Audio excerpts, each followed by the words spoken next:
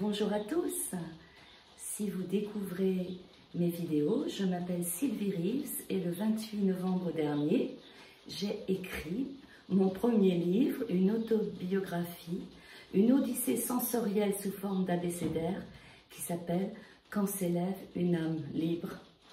Depuis maintenant 17 semaines, je vous invite à des instants lecture hebdomadaires où je partage un extrait de chacun des 26 chapitres, mais également où nous pouvons échanger sur ces chapitres thématiques. Et j'aimerais vraiment que vous me disiez ce que vous en pensez.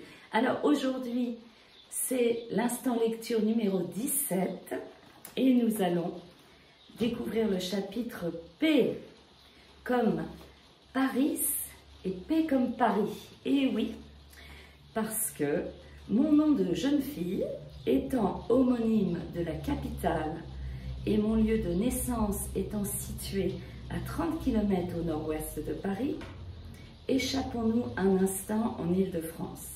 Bien que je sois née en banlieue, je ne me considère absolument pas comme une Parisienne. J'ai grandi à Saumur dans le Val-de-Loire.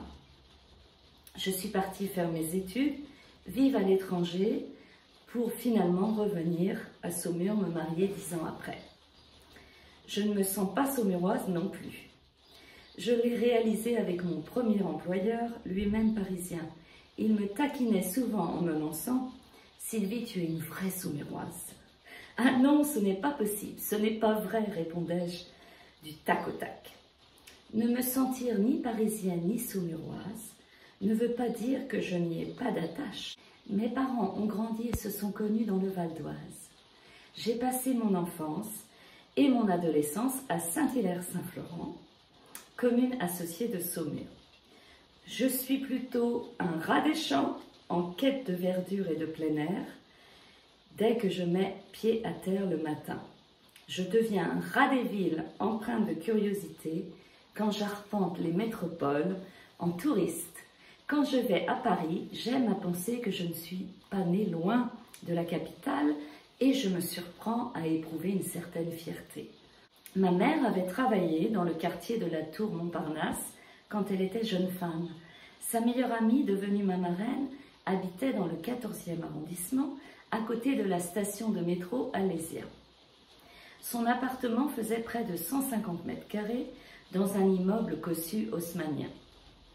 C'est elle qui m'a offert ma première expérience de touriste à Paris.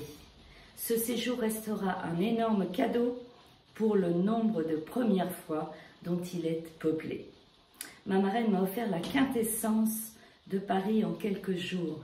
Les lieux que nous avons jalonnés ensemble sont devenus les incontournables de mes visites ultérieures. Nous avons flâné au jardin du Luxembourg, où des centaines de visages à lunettes scrutaient le parc pour sentir la chaleur apaisante d'un samedi après-midi. J'y ai découvert le Paris riche d'accents venus de tous les pays du monde, l'imposant palais de Marie de Médicis et sa fontaine de Jouvence, où le clapotis de l'eau endort les paresseux, allongés sur la verte pelouse. Le grand bassin, centre d'attraction du parc où les enfants fourmillent. Armés d'un bâton, ils remettent les bateaux égarés à l'eau. C'est le premier lieu où je retournerai avec ma famille. Aujourd'hui, avec ma marraine, nous avons arpenté le boulevard Saint-Michel, artère percée sous les consignes du baron Haussmann, comme grand axe nord-sud de la capitale sur plus d'1 kilomètre. La foule y est écrasante de coude à coude le week-end. Le boulmiche, son petit nom, est à 2 pas de la Sorbonne. Je suis trop jeune pour avoir vécu les affrontements de mai 68. Toutefois, je me plais à imaginer les milieux d'étudiants qui l'ont emprunté en direction du Palais Bourbon. Ici, on est venu faire du shopping, où on s'empresse de faire des chèques. Là, on prend un expresso attablé en terrasse, à la mini-table ronde d'un mythique bistrot parisien. J'aime me remémorer l'origine du nom bistrot. Après la défaite de Napoléon Ier, les Cosaques venaient s'abreuver dans les cafés de la capitale. Pour être servis rapidement, ils criaient au cafetier « Bistrot, bistrot », ce qui veut dire en russe « Vite, rapidement ».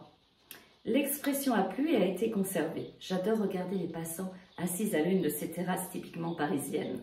Ce matin-là, au Café de Flore, au cœur de Saint-Germain-des-Prés, je me demande si des Victor Hugo ou des Guillaume Apollinaire des temps modernes franchissent toujours le seuil de la porte de ce lieu emblématique.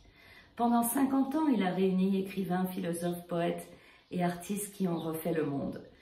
Si je pense plus particulièrement à Victor Hugo, c'est là qu'il a écrit ses premiers poèmes au lycée. Tout comme moi, c'est notre seule ressemblance. Pour certains surréalistes comme Boris Vian et existentialistes comme Jean-Paul Sartre, le Café de Flore est devenu un quartier général. Quand j'y bois mon expresso, je me dis que je sème peut-être les graines d'une auteure à succès. Aujourd'hui, ma reine a voulu me montrer la star de Paris, la Tour Eiffel. Nous montons dans le métro à la station d'Alésia, prenons la direction Porte de Clignancourt pour prendre la ligne direction Champ de Mars. J'adore m'engouffrer dans les bouches géantes des souterrains de Paris et entendre les rames rouler à tombeau ouvert avant de s'immobiliser quelques secondes à chaque station et d'y déverser leurs passagers. Arrivé sur le parvis de la Tour Eiffel, énorme flashback.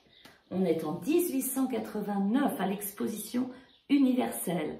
Ma reine et moi sommes venus découvrir le clou de l'expo, la Dame de Fer, construite par son fougueux père créateur, Gustave Eiffel.